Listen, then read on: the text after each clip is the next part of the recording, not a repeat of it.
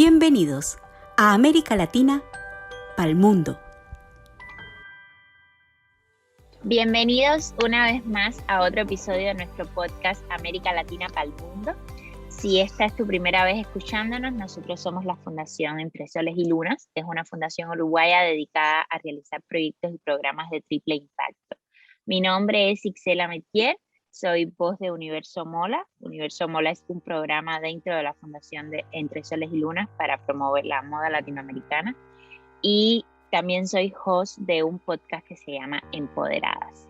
El día de hoy vamos a estar hablando de un concepto que nos ha llamado mucho la atención. Es el concepto de cosmopolitismo y sus efectos en la sociedad de hoy y en las sociedades del futuro. Debemos aclarar que este concepto puede ser tratado desde diferentes puntos de vista, ya que es muy amplio. Puede ser discutido desde la literatura, la educación, la filosofía, la política. Y sin embargo, esta vez nos vamos a concentrar en el cosmopolitismo como ideología que postula que los seres humanos pertenecen a una sola comunidad basada en una moral compartida. Hoy tengo el placer de tener a dos excelentes invitados. En primer lugar, tengo a Alejandra Benavides, del canal Un Café con la Politóloga, creado hace un año, en donde habla de temas de actualidad.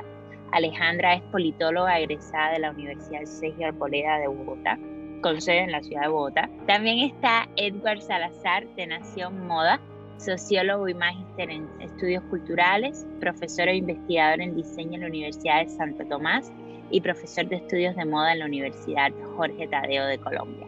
Muchísimas gracias a los dos por estar acá. Gracias a ti por la invitación. Gracias a ustedes por la invitación. Bueno, antes de comenzar con las preguntas específicas que tenemos, nos gustaría primero escuchar una definición muy general de qué ustedes creen que sea cosmopolitismo. Es un concepto que podemos analizar desde diferentes enfoques y vamos a replantearnos varias ideas viendo cada enfoque del cosmopolitismo. Siento que igual su idea principal es tratar de abarcar como una igualdad social y generar cambios culturales y políticos. Sí, siguiendo lo que dice Alejandra, el cosmopolitismo es una idea filosófica muy vieja que no pertenece pues a las sociedades, digamos, hiperconectadas como la que habitamos, sino que habla como de una humanidad con una moralidad compartida, ¿no? En donde las personas y las sociedades pueden tener un gobierno de sí, personal, individual y colectivo, que supere como las ideas tradicionales de fronteras, colectividades pequeñas y altamente delimitadas, como para digamos, con la idea un poco utópica de construir un futuro común o un hombre con H mayúscula en el sentido universal, común y de todos. Bueno, yendo un poco por el camino que ustedes están diciendo de estos conceptos de manera general, creo que para evitar confusiones, ¿no?, para las personas que nos están escuchando, me parece pertinente hacer que nuestra primera pregunta sea un poco para hacer la diferencia entre cosmopolitismo y globalización. Un poco Edward está hablando de que es un concepto ya viejo, que no tiene que ver con la sociedad de hoy, digamos, hiperconectada. Entonces, un poquito por ahí me gustaría que conversáramos de esa diferencia que puede existir entre cosmopolitismo y globalización. Bueno, pues si quieren empiezo yo. Un poco la globalización es un término, a mí me parece que de orden político y económico, que contiene por supuesto consecuencias culturales, que se ha instalado poco a poco en esta idea de una sociedad cada vez más conectada. Por la tecnología que va apareciendo en cada época y que va aumentando si uno quisiera pensarlo desde que los gobiernos de unos ciertos contextos con proyectos colonizadores empiezan a expandir sus imperios, ¿no? Como que empiezan a globalizar en el sentido de expandir las fronteras y los intercambios entre unos lugares y otros. Uno podría decir también entonces que la globalización es tan vieja como la navegación o los medios de transporte de largas distancias, así como el intercambio de productos de comercio, que pues también es el intercambio de ideas. y esto se ha radicalizado particularmente en el siglo XX, en donde entendemos por la globalización ese gran proceso sociopolítico y económico en el cual las sociedades, las ciudades y las personas están altamente conectadas y en esa conexión se comparten un montón de procesos de orden cultural, gustos, creencias, ideas políticas, nos podemos enterar y estamos muy al día con lo que pasa en las elecciones presidenciales estadounidenses o lo que pasa en los Juegos Olímpicos por allá a miles y miles de kilómetros, y esas posibilidades que de nuevo se conectan ya no solamente con el transporte y el comercio, sino también con la tecnología, esto de las telecomunicaciones y de las comunicaciones en general, nos dan esta idea que además se ha discutido mucho desde los años 80 y 90 de ser, entre comillas, una aldea global, que es una metáfora medio antropológica para hablar de que este mundo que nos parecía tan avasallador, pues en verdad es pequeño y pues estamos bastante más juntos y más enterados el uno del otro y más cara a cara de lo que podríamos pensar. Sí, yo comparto, Eduard, esa idea en cuanto al aumento de interacciones sociales y económicas que se han venido dando y se han adaptado al concepto de la globalización. Siento que el concepto de la globalización también debe entenderse como un concepto que tiende a estirarse bastante dependiendo de la época. Incluso el concepto de globalización dio un cambio bastante grande en la coyuntura que venimos pasando de la pandemia COVID-19, frente a diferentes estudios que se realizaron sabiendo que se consideraba que la globalización iba a tener como una última etapa en este punto. Fue como bastante gracioso que se considerara como la última etapa de la globalización, teniendo en cuenta que hay muchas cosas que se han venido adaptando comerciales y tecnológicas con la pandemia. Entonces es un concepto de bastante estudio también. Se ha hablado, por ejemplo, de globalization o desglobalización, que fue lo que ocurrió en el punto más alto de la pandemia. Entonces es un concepto bastante amplio para estudiar, igual que es cosmopolitismo. Y siento que de una u otra forma estos dos conceptos se tienden a enlazar, pero muchas veces no se tiene como una diferencia clara de los dos conceptos y de cómo influye uno sobre el otro. Sí, realmente a veces estos tipos de conceptos son difíciles, como dice Alejandra, de diferenciar y de no saber cómo uno afecta al otro y viceversa.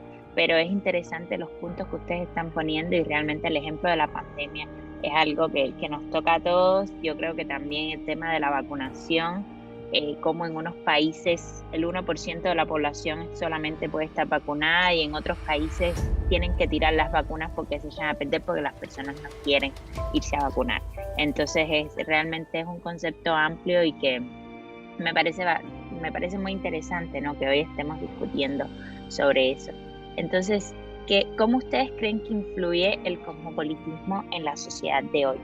Alejandra, si quieres empezar tú esta vez. Claro. Bueno, yo siento que realmente ha venido influenciando desde hace mucho tiempo. Quiero enfocarme en mi país, en Colombia. Antes de la pandemia, en el 2019, hubo como una serie de protestas y fueron protestas que se empezaron a replicar, bueno, nacieron en Chile y se empezaron a replicar en toda América Latina, y eso me hizo pensar en este concepto de cosmopolitismo. ¿Por qué? Porque los estados empezaron a buscar esa igualdad que se quería entre los ciudadanos. Creo que esa es la idea principal que hablamos anteriormente, buscar ese cambio en políticas públicas, en derechos humanos, que amplíe la cobertura para todas las personas. Entonces siento que sí es algo que está influyendo. Lo que pasa es que la gente no tiene como la noción del concepto aplicado a una época determinada, pero para mí se empezó a afianzar y se vio muy fuerte en ese momento cuando fue la ola de protestas en América Latina. Yo creo que hay una cosa, si se quiere, un poco más desde la filosofía y la cultura, desde el para hablar de cosmopolitismo, y es esta idea de que podemos ser humanos absolutamente curiosos por el planeta que habitamos, ¿no? Y en ese sentido es difícil conformarse con habitar un mismo lugar, una misma temporalidad, una misma cultura toda la vida, más cuando sabemos y por toda la información que nos llega desde la cultura que el mundo es tan amplio, tan diverso, que tiene como tantas posibilidades para ser mirado, ¿no? Y en ese sentido entonces también pensamos que la idea del Estado-Nación se nos va quedando corta, que esta idea de vernos atrapados o atrapadas en un país porque en ese país nacimos y hay unas leyes nacionales e internacionales que nos restringen la movilidad y la experiencia del mundo, se nos empieza a quedar corta. Y así entonces se suma como ese espíritu humano, ¿sí? Como esa curiosidad y esa sentimentalidad respecto a la experiencia del mundo con las barreras o posibilidades de lo político. Pienso yo que así como en esa misma clave que propone Alejandra, el experimento que es y ha sido la Unión Europea puede ser un punto de partida para entender un poco, no por supuesto no del todo, pero sí un poco ese cosmopolitismo en el sentido de un espacio común más amplio que el de las fronteras de un país, ¿sí? Y de la administración que ese país pone sobre la persona. Y también de una manera un poco más, si se quiere, poética y más estética, el cosmopolitismo también es una actitud, digamos, de posicionarse frente al mundo como un ciudadano no global, porque no es lo mismo estar conectado, sino sentirse de todas y ninguna parte, ¿sí? Como sentir que el mundo es un espejo de uno y que uno lo que hace es encontrarse en esas referencias del mundo. Y lo que yo llevaría es a la construcción, entonces, como decíamos al comienzo del episodio, de una moral común. Qué interesante esta idea de plantearnos, y yo creo que también un poco estos últimos 2 años, porque ya estamos en la mitad del 2021 y seguimos en la misma situación, también un poco nos ha llevado a eso, ¿no? Cómo lo que hacemos desde un lugar puede afectar el mundo entero. Y discúlpame, te interrumpo. De hecho, el tema de que en verdad podemos, por ejemplo, trabajar desde muchos lugares del mundo. Yo vivo en Colombia y llevo un mes instalado en México, y pues el trabajo se mueve donde está uno, ¿no? Claro, hay diferencias horarias, lo que sea, pero eso también nos abrió esa idea de como, ay, como así que no hay que ir a un lugar físico y depender de esto, sino que se amplían también las posibilidades en muchos sentidos. Claro, en países como los latinoamericanos esas posibilidades están muy enclasadas y dependen de variables socioeconómicas, pero al menos nos recuerda que las posibilidades son distintas, que el mundo no, que eso que llamábamos normal no es la única manera de existir. Referente a lo que hablábamos de globalización y cosmopolitismo, ¿tú consideras que en la etapa en la que estás, así profesionalmente, como me dices que eres de Colombia, pero puedes trabajar desde cualquier lado, considerarías que en verdad esta sería entonces como la última etapa de la globalización? Porque es bastante interesante, porque ya lo que tú dices, se terminarían las barreras. ¿O sientes que de una u otra forma, en un tiempo, puede ser un año, nos vamos a devolver a lo que éramos? Es muy y interesante. en sí ya cambiaría el concepto de globalización nuevamente. Exacto, y de nuevo volvemos a la idea que tú planteaste, el concepto móvil. Es que a veces para ser un ciudadano global no hay que moverse de su barrio, porque todo le llega a uno por el internet, la televisión, bueno, a veces sin querer, a veces uno va escuchando la radio y se entera que en Guadalupe no sé qué, y muy rápido, al día, al segundo. Pienso que el cosmopolitismo se diferenciaría un poco en el sentido de no es que solamente quiera estar en mi barrio para enterarme del mundo, sino que quiero participar de las conversaciones de ese mundo. Me gustaría preguntarle, ya un poco han respondido, pero bueno, para ir a lo concreto, ¿qué ustedes creen que busca el cosmopolitismo en las sociedades y los ciudadanos del futuro? Un poco Edward estaba hablando, ¿no?, de este cambio de que está en México y tal, entonces quizás ser un poquito más concreto en qué creen ustedes que es la idea para el futuro con este concepto. Edward, si quieres empezar tú. La primera pregunta difícil de abordar es ¿cuál es el ciudadano del futuro?, ¿no? Y más bien que un ciudadano, ¿cuáles son los múltiples ciudadanos del futuro? Porque también es cierto que a esta temporalidad occidental se enfrentan con cada vez más fuerza, pienso yo, otros relatos del mundo, ¿no? Que vienen de otras cosmogonías, de otros pueblos, de otras sociedades, y entonces eso va a hacer que la conversación para ese ciudadano o ese ser humano del futuro sea más compleja. Y además porque a ese ser humano del futuro que sueña e idealiza cosas también se le está enfrentando un estado del mundo que no está fácil, es decir, el cambio climático es real, los problemas de la desigualdad económica son reales, todos esos problemas estructurales de mientras un señor está por allá viajando al espacio, el resto de las personas en la Tierra están comiendo mierda. Es decir, a ese sueño del ciudadano del futuro se enfrenta el peligro del presente, la estructura que soporta el tipo de sociedad pues, en la que habitamos hoy. Habría que pensar eso. Entonces yo pienso que para pensar antes del cosmopolitismo, antes de cualquier idea política o filosófica, habría que pensar qué se puede hacer para reparar radicalmente las bases de un planeta que se encuentra muy amenazado, ¿no? Por esos mismos ciudadanos que lo sueñan. Ahora, la otra pregunta, digamos, más bien la otra posible respuesta desde un plano más cultural, es que antropológicamente igual los seres humanos somos seres sensibles y conectados con el mundo desde esa sensibilidad y cortar ese deseo por conocer el mundo, por estar en otros contextos que no son el propio, es muy difícil extinguir esa pequeña llama, ¿no?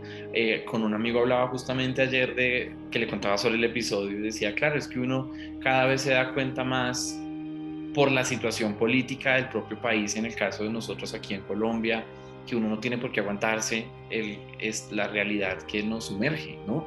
Y ese no aguantarse es o transformar la propia realidad material del país o irse, ¿no? En la posibilidad, digamos, más extrema.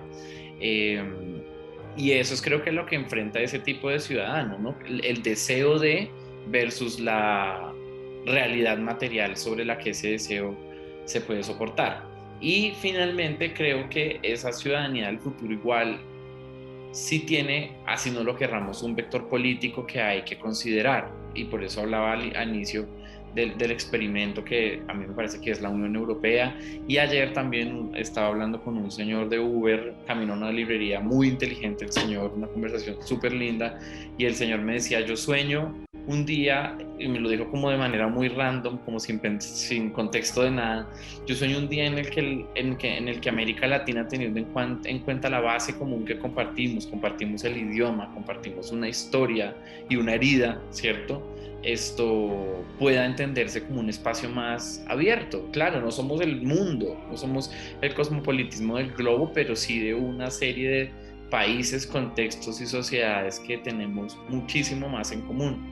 Y creo que hacia allá, esa ciudadanía del futuro también habría que pensarla en unos términos de quizás la ciudadanía del futuro no se encuentra en Guadalupur, sino en Latinoamérica. Sí, yo siento que, bueno, es que cuando nosotros hablamos como de estas sociedades, yo creo que muchas veces nos enfocamos como en sociedades occidentales, ¿no? Siento que pensamos que solamente aquí vamos a generar algún tipo de cambio y han habido diferentes momentos en la historia donde las cosas se han replicado, donde las quejas y el cansancio social se ha sentido en todas las partes del mundo. Entonces yo creo que un ciudadano del futuro, una persona que tenga una idea cosmopolitista, va a pensar más que todo es cómo hacer que todos tengamos derechos individuales y políticos garantizados. Cómo hacer que a nivel internacional, o sea, el sistema tenga como una reconfiguración en donde todas las personas se sientan escuchadas. O sea, realmente yo lo que pienso es todos los esfuerzos y todas las luchas que tienen las personas, los movimientos políticos, están reflejando ese ciudadano del futuro, a qué se quiere llegar y a qué se espera cambiar, porque realmente la mayoría de críticas en el sistema internacional es que los estados no te garantizan los derechos. Si bien nosotros tenemos planteado internacionalmente derechos universales que se supone que deben ser garantizados por Naciones Unidas y por las otras entidades, muchas veces no, o sea, son muy débiles. O sea, la estructura institucional es muy débil y no está abarcando. Entonces siento que el ciudadano del futuro lo que busca ya desde una visión política es ese cambio. Estamos hablando un poco de que con el cosmopolitismo, la idea de este ciudadano del futuro, que no existan fronteras. ¿Y qué creen ustedes? ¿Cómo afectaría esto con el concepto que se tiene de patrimonio cultural o identidad nacional? Cuando leí esta pregunta, dije, voy a tener un choque ideológico, un montón, o sea, porque es que cuando hablamos de cosmopolitismo, este ciudadano del mundo del que estábamos conversando, que puede transformarse, no importando la cultura, lo que hablábamos con Edward, me genera un debate interno, porque de una u otra manera siento que las personas vamos a tener un arraigo por lo de nosotros. Entonces, cuando nos referimos nosotros a patrimonio cultural o identidad nacional,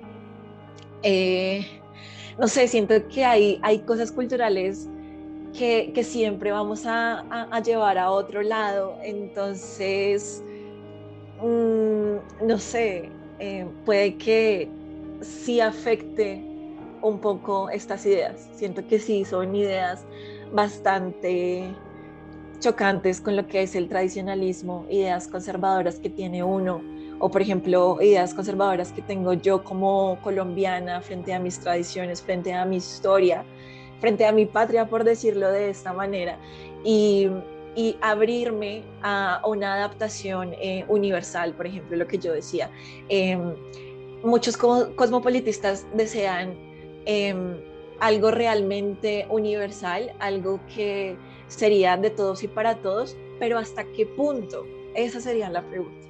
¿Hasta qué punto uno aceptaría eso? Ya que la parte cultural es muy arraigada. Entonces siento que me deja en la mitad, como en esos conceptos, me deja como un choque frente al concepto.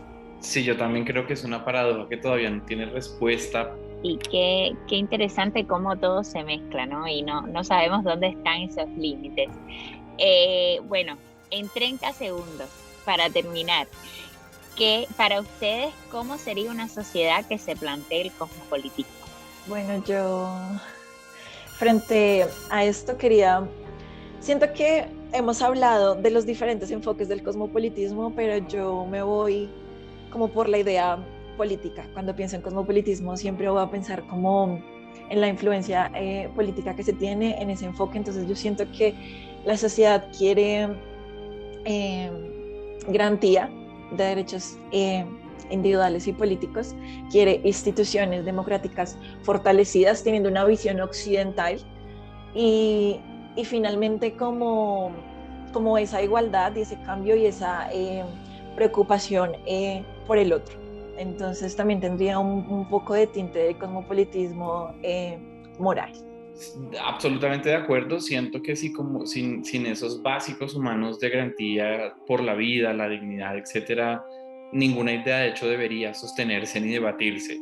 Y teniendo ya como ese piso en común, creo que comparto con Alejandra, también sumaría que se trata como de la posibilidad de acceder política y responsablemente al contenido del mundo, a los productos del mundo. Y digo política y responsablemente porque también sabemos que esa actitud no puede ser una actitud predadora de las culturas y de los arraigos de otras ciudades, de otras ciudadanías, de otras experiencias de vida, ¿no? Porque no se trata entonces, en esta bandera del ciudadano común, entonces cortar. Creo que se trata también de entender ese mundo, pero desde una perspectiva ética y política. Perfecto. Bueno, Alejandra, Edward, ha sido un placer tenerlos hoy acá en este podcast de América Latina para el Mundo. Muchísimas gracias y recuerden que nos pueden escuchar en cualquiera de las plataformas donde se escuchan podcasts. Un abrazo, de verdad que ha sido un placer enorme.